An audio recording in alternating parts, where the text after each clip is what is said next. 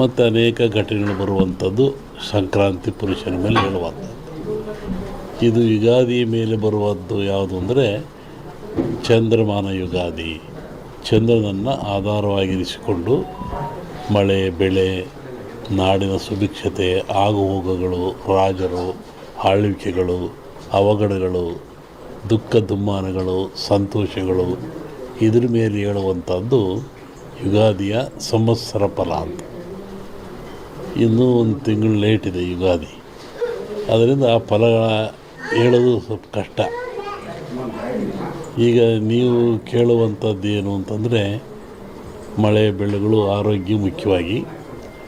ನಮ್ಮ ದೃಷ್ಟಿಯಲ್ಲಿ ಕರ್ನಾಟಕಕ್ಕೆ ಬರುವ ಸಂವತ್ಸರದಲ್ಲಿ ಯಾವುದೇ ವಿಧವಾದ ತೊಂದರೆ ತಾಪತ್ರಯಗಳಿಲ್ಲ. ಮಳೆ ಬೆಳೆಗಳು ಚೆನ್ನಾಗಿ ನಡೀತವೆ, ಸುಭಿಕ್ಷತೆ ಇರ್ತದೆ ಮತ್ತು ನಾಡಿನಲ್ಲಿ ಯಾವುದೇ ಕೊರತೆ ಕಾಣ್ತಾ ಇಲ್ಲ. ಯುಗಾದಿಯ ನಂತರ ಕರ್ನಾಟಕದ ಬಗ್ಗೆ ಮತ್ತು ಜಾಗತಿಕ ಬಗ್ಗೆ ಭಾಳ ಅಜಾಗರೂಕತೆ ಇದೆ, ತೊಂದರೆ ಇದೆ. ಹೋದ ವರ್ಷಕ್ಕಿಂತಲೂ ಹೆಚ್ಚಿನ ಭೀಕರತೆ ಕಾಡುವ ಲಕ್ಷಣ ಇದೆ. ಅದನ್ನು ಯುಗಾದಿ ನಂತರ ಹೇಳ್ತೀನಿ. ಇತ್ತೀಚಿನ ದಿನಗಳಲ್ಲಿ ಎಲ್ಲರೂ ನೋಡಿದಂಗೆ ಭೂಕಂಪಗಳು ಹೆಚ್ಚಾಗ್ತಾ ಇದ್ದಾವೆ. ಇದನ್ನು ಒದರಿಸುವೆ ಹೇಳಿದ್ವಿ ನಾವು. ಇದನ್ನು ಭೂಕಂಪಗಳು, ಭೂಮಿ ಅಗಲತಕ್ಕಂಥದ್ದು, ಜನರಿಗೆ ಸಾವು ನೋವು ಆಗ್ತಕ್ಕಂಥದ್ದು, ಕಟ್ಟಡಗಳು ಬೀಳತಕ್ಕಂಥದ್ದು ಇದು ಮುಂದುವರಿದ ಜೊತೆಗೆ ಭೂ ಸುನಾಮಿ, ಜಲ ಸುನಾಮಿ, ಬಾಹ್ಯ ಸುನಾಮಿ ಅಂತ ಇಲ್ಲಿವರೆಗೂ ಬರೀ ಜಲ ಸುನಾಮಿ ಆಗ್ತಾಯಿತ್ತು. ಸಮುದ್ರದಲ್ಲಿ, ಸಾಗರದಲ್ಲಿ ಸುನಾಮಿ ಬಂದು ತೊಂದರೆ ಆಗ್ತಾಯಿತ್ತು. ಈ ಸತಿ ಭೂ ಸುನಾಮಿನೂ ಇದೆ. ಭೂಮಿ ಒಳಗೆ ಸುನಾಮಿಯಾಗಿ ಕಂದಗಾಗ್ಲಕ್ಷದ್ದು. ಜಲ ಸುನಾಮಿನೂ ಹೆಚ್ಚಿದೆ. ಬಾಹ್ಯ ಸುನಾಮಿ ಅಂತ ಬಾಹ್ಯಾಕಾಶದಲ್ಲೂ ಆ ತೊಂದರೆ ಆಗ್ತಕ್ಕಂಥ ಲಕ್ಷಣ ಇದೆ. ಅದನ್ನು ಯುಗಾದಿ ನಂತರ ಹೇಳ್ತೀನಿ. ನೀವು ಭಾಳ ಅಪೇಕ್ಷೆ ಪಡುವಂಥದ್ದು ರಾಜಕೀಯ. ಏನಾಗುತ್ತೆ, ಏನಾಗ್ತಾರೆ, ಎಂತ ಆಗ್ತಾರೆ ಅಂತ ಒಂದು ಸಾಂಪ್ರದಾಯಿಕವಾದ ಮಾತು. ಎಲ್ಲ ಧರ್ಮಗಳು ಇದ್ದಾವೆ, ಎಲ್ಲ ಸಮಾಜಗಳು ಇದ್ದಾವೆ, ಎಲ್ಲ ವರ್ಗದವರು, ದೈವದವರು ಈ ಭೂಮಿಯಲ್ಲಿ ವಾಸ ಮಾಡ್ತಾ ಇದ್ದಾರೆ. ಒಂದು ಸಮಾಜ ಪ್ರಾಚೀನ ಕಾಲದಿಂದಲೂ ಸಹಿತ ಹಾಲುಮತ ಸಮಾಜ ಅಂತ ಕರೀತಾರೆ.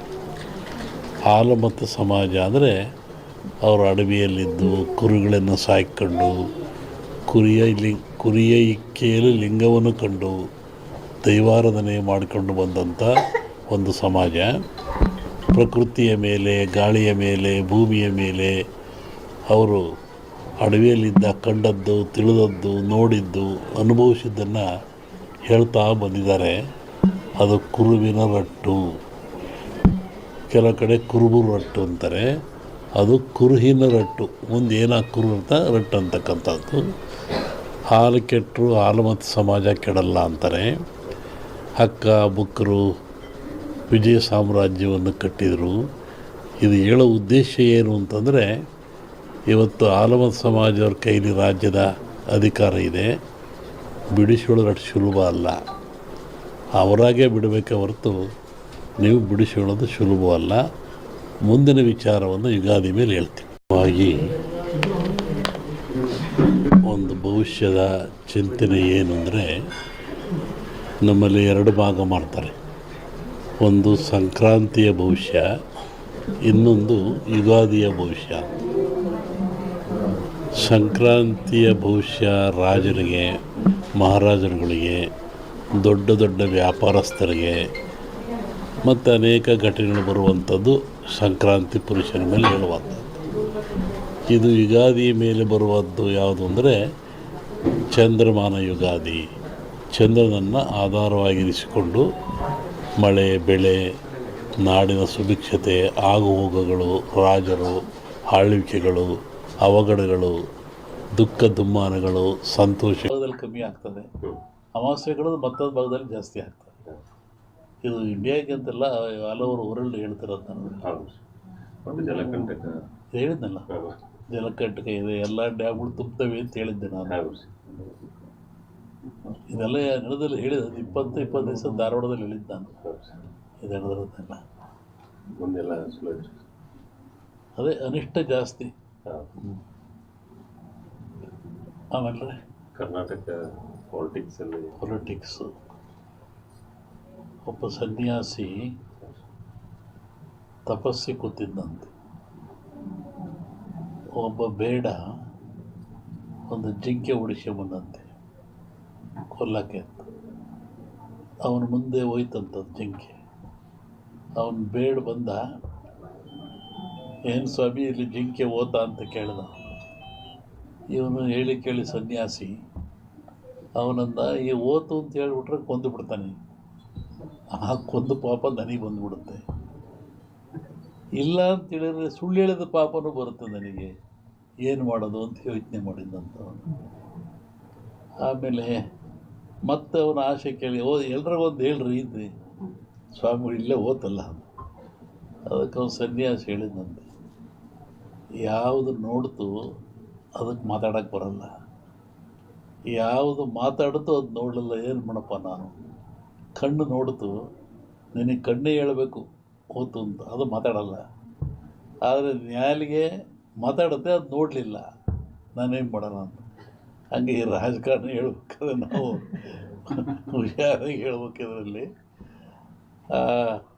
ಇನ್ನೂ ಒಂದು ಹೇಳಿದ್ದು ನಾನು 20 ಹಿಂದೆ, ಮಹಾಭಾರತದ ಸನ್ನಿವೇಶ ತಗೊಂಡು ವೀರನಾಗಿರ್ತಕ್ಕಂಥ ಅಭಿಮನ್ಯುವನ್ನು ಕಾರಣ ಎಲ್ಲ ಸೇರಿ ಆ ಬಿಲ್ಲಿನ ದಾನವನ್ನು ಕಟ್ಟು ಮಾಡಿ ಅವನು ಮೋಸದಲ್ಲಿ ಕೊಲ್ತಾರೆ ಅಂತ.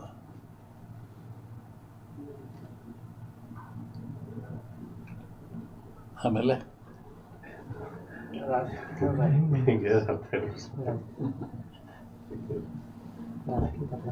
ಸಂಸತ್ನಲ್ಲಿ ಅದನ್ನ ಅಂದಾರ, ರಾಹುಲ್ ಗಾಂಧಿ ಅದನ್ನ ಅಂದಾರ ಸಂಸತ್ನಲ್ಲಿ. ರಾಷ್ಟ್ರ ರಾಜಕಾರಣದ ಬಗ್ಗೆ ಹೇಳೋದಾದ್ರೆ, ಅಲ್ಲೂ ಮಹಾಭಾರತದಲ್ಲಿ ಕೃಷ್ಣ ಇದ್ದ ಅಂತ ಭೀಮ್ ಗೆದ್ದ, ದುರ್ಯೋಧನ ಸೋತ. ಇಲ್ಲಿ ಕೃಷ್ಣ ಇಲ್ಲ, ದುರ್ಯೋಧನ ಗೆಲ್ತಾನೆ, ಭೀಮ್ ಸೋಲ್ತಾನೆ. ಇದನ್ನು ಅವತ್ತು ಹೇಳಿದ್ದೆ ಅವನಲ್ಲಿ. ಕರ್ನಾಟಕ ರಾಜ್ಯದ ಮುಖ್ಯಮಂತ್ರಿಗಳ ಬದಲಾವಣೆ ಆಗೈತೆ, ಅದು ಸಮಯ CM ಬದಲಾವಣೆ ಆಗೈತೆ. ಈಗ ಹೇಳಿದ್ರಿ, ಅಭಿಮನ್ಯುವನ್ನು ಮೋಸದಲ್ಲಿ ಕತ್ತರಿಸ್ತಾರೆ ಅಂತ. CM ಬದಲಾವಣೆ ಶುರು ಸದ್ಯಕ್ಕೆ ತೊಂದರೆ ಕಾಣ್ತಾ ಇಲ್ಲ. ಬಟ್ ಮುಂದೆ ತೊಂದರೆ ಇದೆ. ಹೇಳಿದ್ನಲ್ಲ ಸನ್ಯಾಸಿ ಕತೆ, ನಮ್ಮನ್ನು ಅಡ್ಡಾಡ್ದಾಗ ಮಾಡಿಬಿಡ್ತೀರ. ಆಮೇಲೆ ನನ್ನ ಪಾರ್ಲಿಮೆಂಟ್ ಅಂತ ಕೇಳಿರು ಧಾರವಾಡದಲ್ಲಿ ವರ್ಷದಿಂದ, ನಮ್ಮ ಊರಿಗೆ ಬಿಡ್ಸಲ್ಲಪ್ಪ ಹೇಳ್ಬಿಟ್ರು ನಾನಿದನ್ನು. ಯಾಕೆಂದರೆ ಈಗ ಈ ಜನರು ಇದೆಲ್ಲವನ್ನು ಒಂದು ಮನಃಶಾಂತಿಯಿಂದ ತಗೊಳ್ತಾ ಇಲ್ಲ, ದ್ವೇಷ ಭಾವನೆಯಿಂದ ತಗೊಳ್ತಾ ಇದ್ದಾರೆ. ಮತ, ಹಾಂ, ಮತ